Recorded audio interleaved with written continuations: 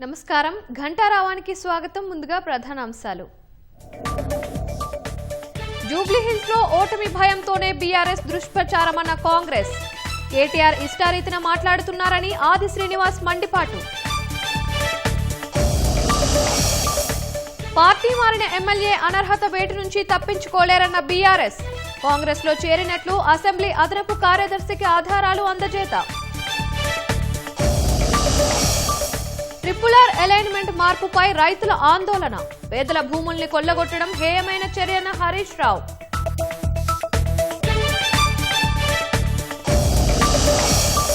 Bharat America మధ్య మళ్లీ ప్రారంభం కానున్న వాణిజ్య చర్చలు. 6వ విడత వాణిజ్య చర్చలు జరగనున్నట్లు కేంద్రం వెల్లడి.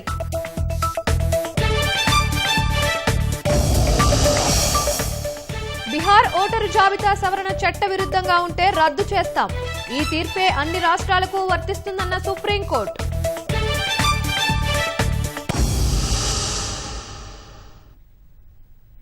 జూబ్లీహిల్స్ ఉప ఎన్నికలో ఓటమి తప్పదనే భయంతోనే బీఆర్ఎస్ కార్యనిర్వాహక అధ్యక్షుడు కేటీఆర్ ఇష్టారీతిన మాట్లాడుతున్నారని ప్రభుత్వ విప్ ఆది శ్రీనివాస్ మండిపడ్డారు.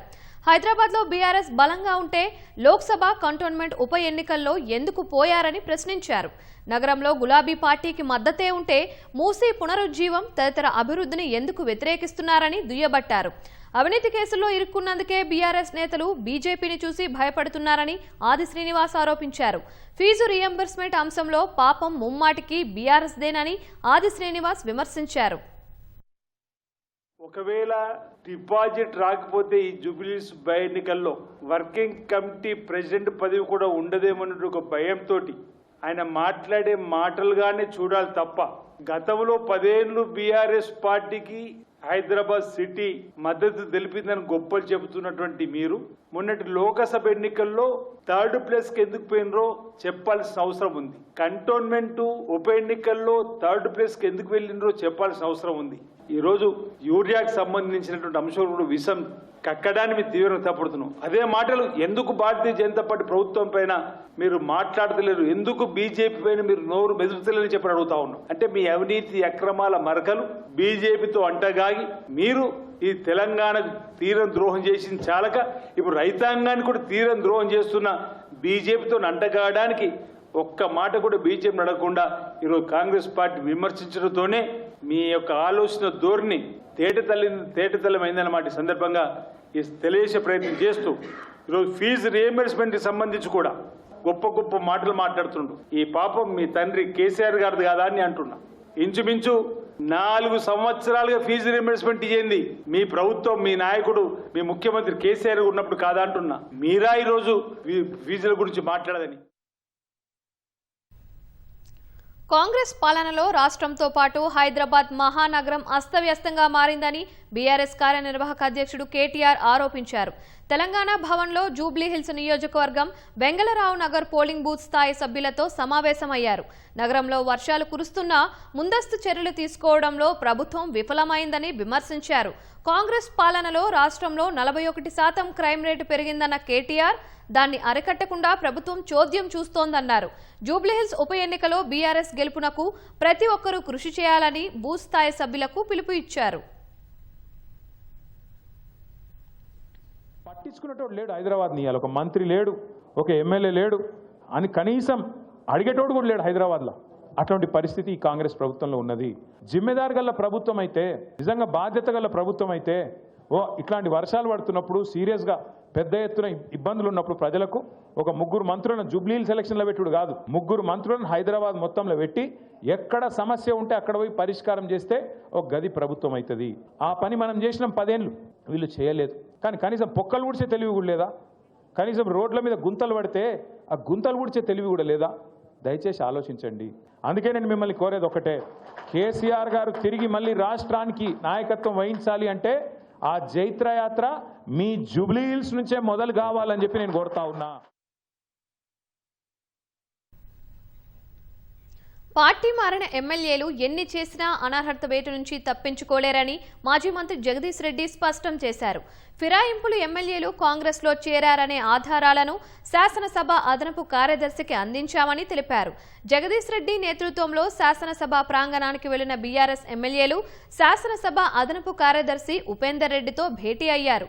10 మంది ఎమ్మెల్యేలు ఇచ్చిన వివరణపై అభిప్రాయం చెప్పామని భేటీ తర్వాత జగదీష్ రెడ్డి తెలిపారు. ఫిరాయింపు శాసనసభ్యులు నోటీసులు వచ్చాక కేసీఆర్ దగ్గరికి రాకుండా సీఎం రేవంత్ రెడ్డి దగ్గరికి ఎందుకు వెళ్లారని ప్రశ్నించారు. తప్పు చేశామని ప్రజల ముందు ఒప్పుకోవాలని డిమాండ్ చేశారు. ఉప ఎన్నికలు రావడం ఖాయమని జగదీష్ రెడ్డి జోస్యం చెప్పారు. ఏ తప్పు చేయలేదు, మాకు ఇప్పటికి బీఆర్ఎస్ పార్టీ పైన విశ్వాసం ఉంది కాబట్టి మమ్మల్ని సభ్యులు కొనసాగించండి అని చెప్పి పాపం 100 ఎలుకలు తిన్న పిల్లి యాత్ర పోయిందన్న పద్ధతుల్లో వారి అమాయకత్వాన్ని నిరూపించుకునే ప్రయత్నం చేశారు. అది చూస్తే కనీసం ప్రజలు నవ్వుకుంటారు, ఆ నియోజకవర్గ ప్రజలు నవ్వుకుంటారు. వాళ్ళని చూసి ఎదురుపడితే కూడా ఎవరికైనా ఎట్లా ఉంటుంది మనం ఈ సమాధానం రాస్తే అన్న ఆలోచన కూడా లేకుండా ఎంతమంది కళ్ళు కప్పుతారు. మీరందరే సాక్షులు. ఆ ఒక్కరోజు కండవగా ఊకోలేదు కదా. ఆ తర్వాత అనేక కాంగ్రెస్ పార్టీ సమావేశాలకు పోయారు. మీరు ఎన్ని చేసినా తప్పించుకోలేరు, తప్పకుండా దొరికిపోయిన దొంగలు మీరు, అందులో సందేహం ఏం లేదు.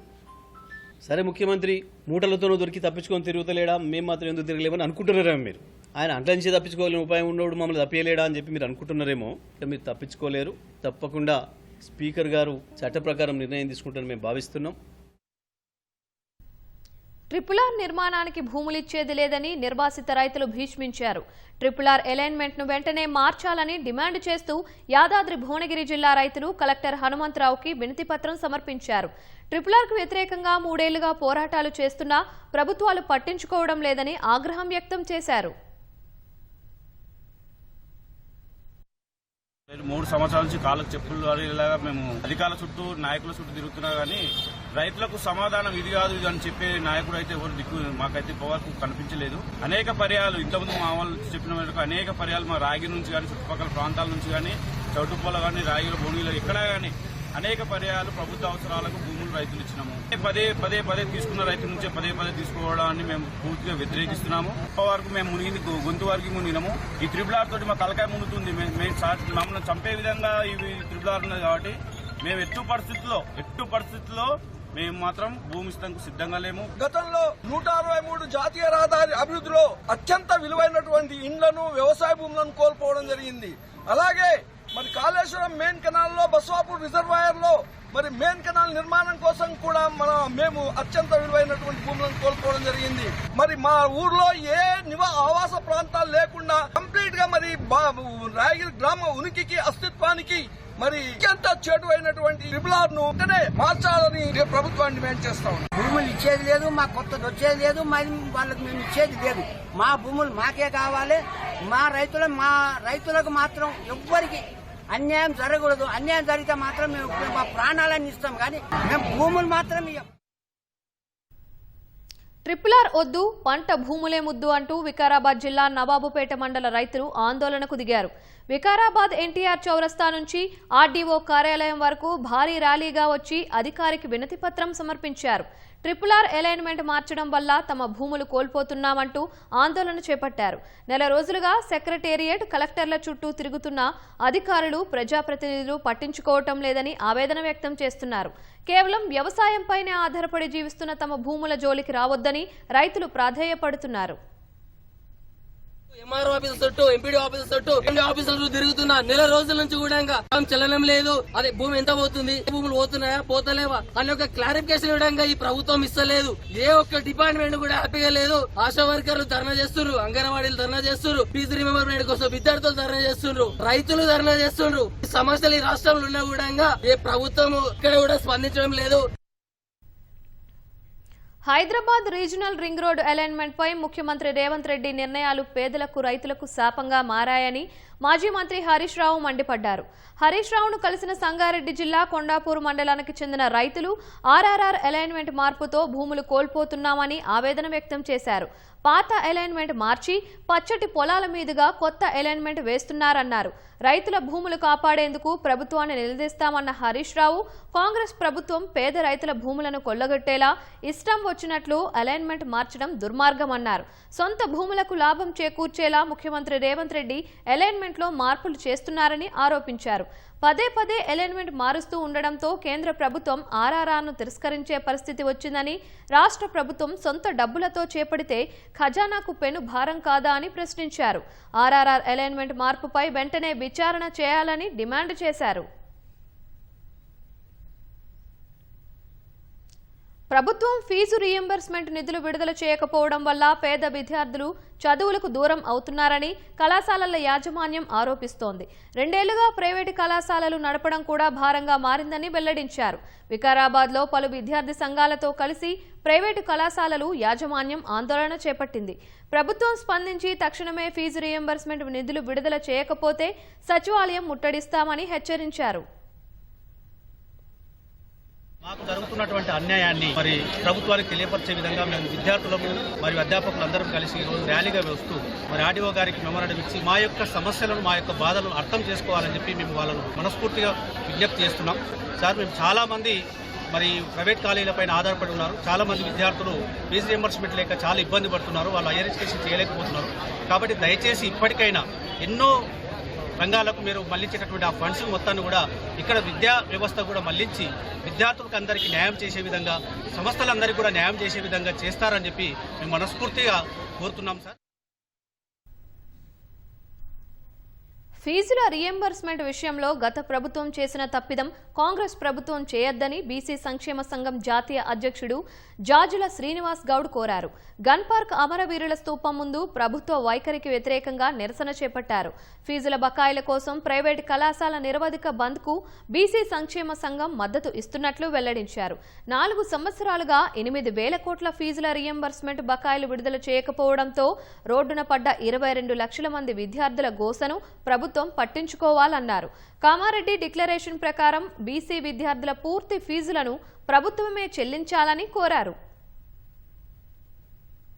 ప్రభుత్వానికి ప్రైవేట్ కళాశాల యాజమాన్యాలకు జరిగేటువంటి పోరాటం కాదు ఇది. ఇందులో 22 లక్షల మంది విద్యార్థుల సమస్య ఇది. 22 లక్షల మంది విద్యార్థుల భవిష్యత్తుకు సంబంధించిన సమస్య. కాబట్టి బేషరతుగా ముఖ్యమంత్రి రేవంత్ రెడ్డి గారు, అదేవిధంగా ఆర్థిక మంత్రి బట్టి విక్రమార్క గారు ఎలాంటి లాభం లేనటువంటి పనులు ఆపేసేయండి. ముఖ్యంగా ఫీజుల రియంబర్స్మెంట్ బకాయిలు ఇచ్చేయండి.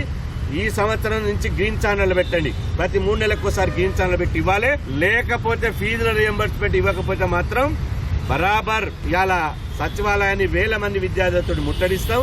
అదేవిధంగా రాష్ట్ర వ్యాప్తంగా ఎంఆర్ఓ ఆఫీసులు, కలెక్టర్ ఆఫీసుల దగ్గర ఆందోళన చేసి టెంట్ వేసుకుని ధర్నాలు, దీక్షలు, ముట్టడి కార్యక్రమం పెడతాం. 5 లక్షల మంది విద్యార్థులతోటి హైదరాబాద్ దిగ్బంధం పెడతామని చెప్పి సందర్భంగా హెచ్చరిస్తున్నాం. కనీస వేతనాలు చెల్లించాలంటూ ముఖ్యమంత్రి, మంత్రుల ఇళ్ల ముట్టడికి సిఐటియు ఆధ్వర్యంలో అంగన్వాడీ కార్యకర్తలు యత్నించారు. కొడంగల్లో సీఎం రేవంత్ రెడ్డి ఇంటి ముందు అంగన్వాడీలు నిరసనకు దిగారు. ప్రభుత్వం నూతనంగా తీసుకొచ్చిన ప్రీ ప్రైమరీ విధానాన్ని రద్దు చేయాలని డిమాండ్ చేశారు.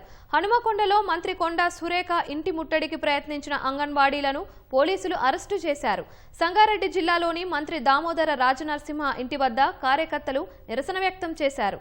పీఎం శ్రీవిద్యను ఐసీడీసీఎస్లో విలీనం చేయాలని నినాదాలు చేశారు. హుజూర్ నగర్లో మంత్రి ఉత్తమ్ కుమార్ రెడ్డి ఇంటి ముందు ధర్నా చేశారు. ఎఫ్ఆర్ఎస్ విధానాన్ని రద్దు చేయాలని డిమాండ్ చేశారు. మంత్రి వివేక్ ఇంటి ముందు నిరసన తెలిపారు. ప్రధానమైనటువంటి డిమాండు ఈరోజు కేంద్ర ప్రభుత్వము ప్రీ ప్రైమరీ స్కూళ్లను రద్దు చేయాలని మేము డిమాండ్ చేస్తా ఉన్నాం. దీంతో పాటు పీఎం శ్రీవిద్య అనేటువంటి కేంద్రాలను కొత్తగా ఓపెన్ చేసింది. ఆ ఓపెన్ చేసినటువంటి కేంద్రాలను ఐసీడీఎస్లో విలీనం చేయాలి అనేటువంటిది మా ప్రధానమైనటువంటి డిమాండు. దీంతో పాటు ఆన్లైన్లకు సంబంధించినటువంటి ఎఫ్ఆర్ఎస్ ఫేస్ క్యాప్చర్కు సంబంధించినటువంటి విధానాన్ని తక్షణమే రద్దు చేయాలి. ఎప్పుడో 10 సంవత్సరాల కిందట ఇచ్చినటువంటి సెల్ ఫోన్లో ఈరోజు 5G టెక్నాలజీ తోటి పనిచేయట్లేదు. దాని మీద ఆన్లైన్ వర్క్ అంతా కూడా ఫీడ్ చేయాలని చెప్పేసి అధికారులు ఈరోజు ఇబ్బందులు పెడతా ఉన్నారు. రిటైర్మెంట్ బెనిఫిట్ కనుక ఇవ్వకపోతే ఈ ఆందోళన మేము ఉధృతం చేస్తాం. ఈ నెల 25వ తేదీన చలో సెక్రటరియట్ కూడా Telangana anganwadi workers union CIT పిలిపించింది. సమస్య మాకు పరిష్కరించలేదు. ఎక్కడెక్కడి నుంచో వచ్చినా మైపాద్ నుంచి అటు నుంచి ఇటు నుంచి ఇంతగానంగా అరెస్ట్ చేయడం అనేది అయితే అన్యాయం. త్వరలో శాసనసభ ఎన్నికలు జరగనున్న బీహార్లో చేపట్టిన ఓటరు జాబితా సవరణ చట్టవిరుద్ధంగా ఉంటే రద్దు చేస్తామని సుప్రీంకోర్టు వ్యాఖ్యానించింది. చట్టానికి అనుగుణంగా ఎస్ఐఆర్ నిర్వహిస్తున్నట్లు నమ్ముతున్నామన్న ధర్మాసనం చట్టానికి వ్యతిరేకంగా ఉంటే మాత్రం దాన్ని పక్కన పెడతామని స్పష్టం చేసింది. ఎస్ఐఆర్కు వ్యతిరేకంగా దాఖలైన పిటిషన్లపై విచారణ జరిపిన సుప్రీంకోర్టు న్యాయమూర్తి జస్టిస్ సూర్యకాంత, జస్టిస్ జోయ్ మాల్యా బాగ్చి నేతృత్వంలోని ధర్మాసనం నిబంధనల మేరకు ఈసీ ఎస్ఐఆర్ను చేపడుతోందని పేర్కొంది. చట్టవిరుద్ధంగా ఏదైనా జరిగితే దానిని రద్దు చేస్తామని హెచ్చరించింది. బీహార్ ఎస్ఐఆర్పై ఇచ్చే తీర్పే అన్ని రాష్ట్రాలకు వర్తిస్తుందని ధర్మాసనం తెలిపింది. దేశవ్యాప్తంగా ఓటర్ల జాబితా సవరణ నిర్వహించకుండా ఈసీని ఆపలేమని స్పష్టం చేసింది. అనంతరం విచారణను వచ్చే నెల 7కు వాయిదా వేసింది. ఆ రోజే దేశవ్యాప్తంగా చేపట్టే ఎస్ఐఆర్పై కూడా వాదించేందుకు పిటిషనర్లకు సుప్రీంకోర్టు అనుమతి ఇచ్చింది.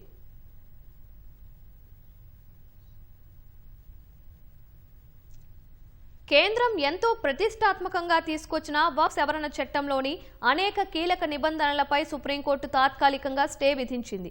అందులో వక్ఫ్ బోర్డుకు ఆస్తి ఇచ్చేందుకు 5 ఏళ్లు ఇస్లాంను అనుసరించాలన్న నిబంధన కూడా ఉంది. అయితే వక్ఫ్ సవరణ చట్టం రాజ్యాంగబద్ధంగా ఉన్నందున దానిపై పూర్తి స్టే విధించాల్సిన అవసరం లేదని సుప్రీంకోర్టు స్పష్టం చేసింది. ఈ తీర్పును ప్రతిపక్షాలు, పిటిషనర్లు, ముస్లిం వర్గాలు స్వాగతించాయి. అయితే ప్రభుత్వం మాత్రం సుప్రీంకోర్టు స్టే విధించిన నిబంధనలను పరిశీలించి తగు నిర్ణయం తీసుకుంటామని తెలిపింది. దేశవ్యాప్త ఆందోళనలకు కారణమైన వక్ఫ్ చట్టంపై పూర్తిగా స్టే ఇచ్చేందుకు సుప్రీంకోర్టు నిరాకరించింది. అయితే అందులోని 3 కీలక నిబంధనలపై స్టే విధిస్తూ మధ్యంతర ఉత్తర్వులు జారీ చేసింది. అన్ని రాష్ట్రాలు నిబంధనలను రూపొందించే వరకు స్టే అమల్లో ఉంటుందని సుప్రీంకోర్టు ప్రధాన న్యాయమూర్తి justice BR Gavai, justice AG మసీహ్లతో ధర్మాసనం స్పష్టం చేసింది. 5 ఏళ్ల నుంచి ఇస్లాంను అనుసరిస్తున్న వారు మాత్రమే తమ ఆస్తిని వక్ఫ్ బోర్డుకు ఇవ్వాలన్న నిబంధనపై స్టే విధించింది. వక్ఫ్ చట్ట సవరణ చెల్లుబాటును సవాల్ చేస్తూ దాఖలైన పిటిషన్లపై విచారణ జరిపిన ధర్మాసనం మే 22న తీర్పును రిజర్వ్ చేసింది. ఇప్పుడు మధ్యంతర ఉత్తర్వులు ఇచ్చిన ధర్మాసనం వక్ఫ్ చట్ట సవరణ రాజ్యాంగబద్ధంగా ఉందని, పూర్తి స్టే విధించాల్సిన అవసరం లేదని స్పష్టం చేసింది. జిల్లా కలెక్టర్లకు విస్తృత అధికారాలు ఇవ్వడంపై స్టే విధించింది.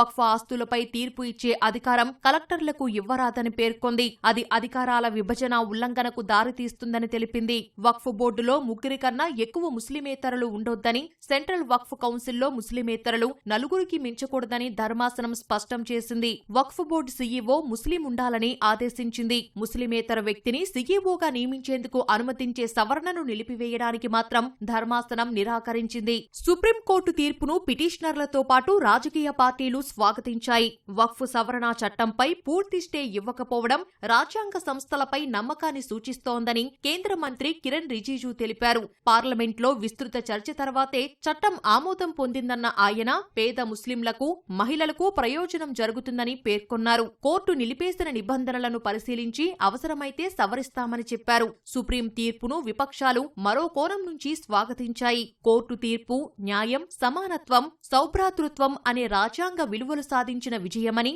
చట్టం వెనుక ఉన్న దురుద్దేశాలను రద్దు చేసే దిశగా ముందడుగని కాంగ్రెస్ ప్రధాన కార్యదర్శి జైరాం రమేష్ అన్నారు. ఈ చట్టంతో వక్ఫ్ ఆస్తులపై ఎవరైనా కలెక్టర్కు ఫిర్యాదు చేయొచ్చని, అది వివాదాలకు దారితీస్తుందని తెలిపారు. బీజేపీ సర్కార్ రాజ్యాంగ విరుద్ధ సవరణలన్నీ రద్దు చేసే కీలక అడుగని సుప్రీం తీర్పును తమిళనాడు సీఎం స్టాలిన్ అభివర్ణించారు. ఈ ఆదేశాలు ముస్లిం మైనారిటీ హక్కులను, రాజ్యాంగాన్ని కాపాడతాయని అన్నారు. సుంకాల ఉద్రిక్తతల మధ్య భారత్, అమెరికా మధ్య వాణిజ్య చర్చలు తిరిగి ప్రారంభం కానున్నాయి. ఢిల్లీ వేదికగా రేపటి నుంచి ద్వైపాక్షిక వాణిజ్య ఒప్పందంపై ఇరు దేశాల మధ్య చర్చలు జరగనున్నాయి. రష్యా నుంచి చమురు కొనుగోలు చేస్తోందన్న కారణంతో భారత్పై అగ్రరాజ్యం విధించిన 50% సుంకాలు అమల్లోకి వచ్చిన తరువాత తొలిసారి ఇరు దేశాల మధ్య చర్చలు జరగనున్నాయి. అమెరికాతో రేపు 6వ విడత చర్చలు జరగనున్నట్లు వాణిజ్య మంత్రిత్వ శాఖ వెల్లడించింది. అమెరికా ప్రతినిధి బ్రెండన్ లించ్ ఈ చర్చల్లో పాల్గొంటారని తెలిపింది. ఆగస్టులో 6వ విడత చర్చలు జరగాల్సి ఉండగా సుంకాలను అమెరికా 50%కి పెంచడంతో సంప్రదింపులు తాత్కాలికంగా నిలిచిపోయాయి. ఉత్తరాఖండ్లోని బొకారో ప్రాంతంలో నక్సలిజం పూర్తిగా అంతమైందని కేంద్ర హోంశాఖ మంత్రి అమిత్ షా తెలిపారు. హజరీబాగ్ ప్రాంతంలో భద్రతా దళాలు మావోయిస్టులకు మధ్య జరిగిన ఎదురుకాల్పుల్లో 3 మావోయిస్టులు మృతి చెందిన వేళ ఆయన ఈ ప్రకటన చేశారు.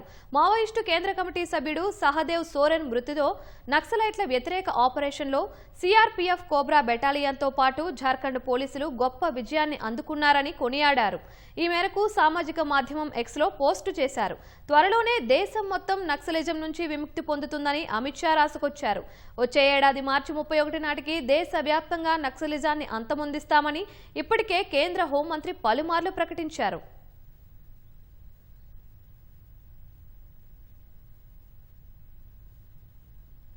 గ్రేటర్ హైదరాబాద్ మున్సిపల్ కార్పొరేషన్లో 32 మందికి కారుణ్య నియామకం కింద ఉద్యోగాలు లభించాయి.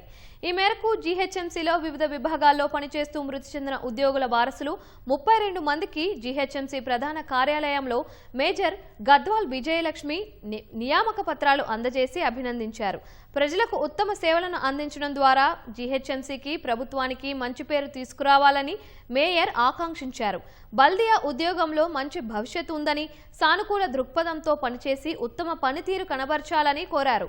32 మందిలో 10 మంది జూనియర్ అసిస్టెంట్లుగా, 17 మంది ఆఫీస్ సబార్డినేట్లుగా, 5 మంది పబ్లిక్ హెల్త్ వర్కర్లుగా వివిధ విభాగాల్లో పోస్టింగ్ ఇచ్చారు.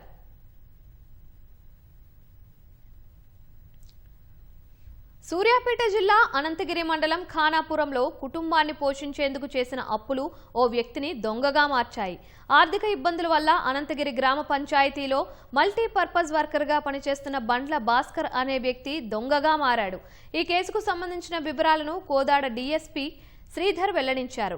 ఉద్యోగంలో భాగంగా ఉదయం వీధుల్లో తిరుగుతూ తాళం వేసిన ఇళ్లను గుర్తించి రాత్రుళ్లు చోరీకి పాల్పడేవాడని డీఎస్పీ అన్నారు. అలా దొంగిలించిన బంగారాన్ని అవసరాలకు అనుగుణంగా బ్యాంకుల్లో తాకట్టు పెట్టేవాడని, నిందితుడి నుంచి 6 లక్షల విలువైన 5.9 తులాల బంగారం, 18 తులాల వెంటిని స్వాధీనం చేసుకున్నట్లు ఆయన వెల్లడించారు. నిందితుడిని రిమాండ్కు తరలించినట్లు డీఎస్పీ శ్రీధర్ రెడ్డి తెలిపారు. తన పేరు బండ్ల భాస్కర్. ఇతను ఖానాపురం విలేజ్ అనంతగిరి గ్రామ పంచాయతీలో మల్టీపర్పస్ వర్కర్గా పనిచేస్తున్నాడు. ఆయన కొన్ని ఫ్యామిలీ ప్రాబ్లమ్స్ వల్ల, ఫైనాన్షియల్ ప్రాబ్లమ్స్ వల్ల ఇతను 3 దొంగతనాలు చేయడం జరిగింది. సో ఇతన్ని ఇప్పుడు అరెస్ట్ చేసి కోర్టుకు తరలించడం జరిగింది. ఇతని దగ్గర నుంచి మొత్తం దాదాపు 6,18,000 వర్త్ ప్రాపర్టీ సీజ్ చేయడం జరిగింది. 59 గ్రాముల బంగారము, అదేవిధంగా అంటే 6 తులాల బంగారము, తర్వాత 180 గ్రాముల వరకు వెండి ఆభరణాలు ఉన్నాయి, ఒక స్మార్ట్ ఫోన్ ఉంది. సో ఇవన్నిటిని కూడా స్వాధీనపరుచుకొని ముద్దాయిని ఇప్పుడు కోర్టుకి ఫార్వర్డ్ చేయడం జరుగుతుంది. తదుపరి ఈ బాధితులకి కోర్టు ద్వారా ఈ ప్రాపర్టీని అందజేయడం జరుగుతుంది. ఎగువ ప్రాంతాల నుంచి వస్తున్న వరద నీటితో భద్రాచలం వద్ద గోదావరి మట్టం క్రమంగా పెరుగుతోంది. 2 రోజుల క్రితం 33 అడుగులున్న గోదావరి నీటి మట్టం ఇవాళ ఉదయానికి 38 అడుగులు దాటి ప్రవహిస్తోంది. ఎగువ ప్రాంతాల నుంచి వస్తున్న వరద నీటి వల్ల నీటి మట్టం ఇంకా కొంతమేర పెరిగే అవకాశం ఉందని అధికారులు తెలిపారు. వర్షాకాలం ప్రారంభమైనప్పటి నుంచి ఇప్పటి వరకు భద్రాచలం వద్ద 4 సార్లు గోదావరి నీటి మట్టం పెరిగింది. చాలా రోజుల నుంచి 33 అడుగుల వద్ద నిలిచి ఉన్న గోదావరి నీటి మట్టం పెరుగుతూ వస్తోంది. నీటి మట్టం పెరగడంతో గోదావరి నదిలో స్నానాలు ఆచరించే భక్తులు జాగ్రత్తలు పాటించాలని అధికారులు తెలిపారు.